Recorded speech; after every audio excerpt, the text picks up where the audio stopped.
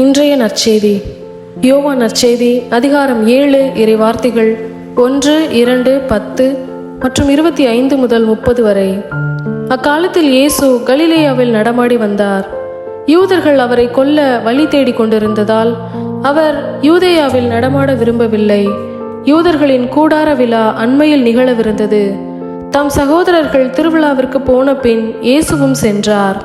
ஆனால் அவர் வெளிப்படையாக அன்றி மறைவாக சென்றார்.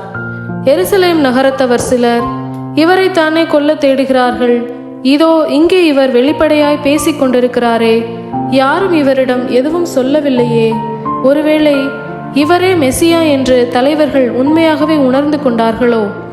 ஆனால் மெசியா எங்கிருந்து வருவார் என்பது யாருக்கும் தெரியாமல் அல்லவா இருக்கும்?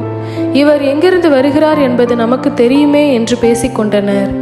ஆகவே கோவிலில் கற்பித்துக் கொண்டிருந்த போது இயேசு உரத்த குரலில், நான் யார், நான் எங்கிருந்து வந்தேன் என்பவை உங்களுக்கு தெரியும்.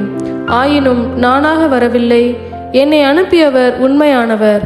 அவரை உங்களுக்கு தெரியாது, எனக்கு அவரை தெரியும். நான் அவரிடமிருந்து வருகிறேன், என்னை அனுப்பியவரும் அவரே என்றார். இதை கேட்டு அவர்கள் இயேசுவை பிடிக்க முயன்றார்கள். எனினும் அவருடைய நேரம் இன்னும் வராததால் யாரும் அவரை தொடவில்லை. இது கிறிஸ்துவின் நற்செய்தி. கிறிஸ்துவே உமக்கு புகழ்.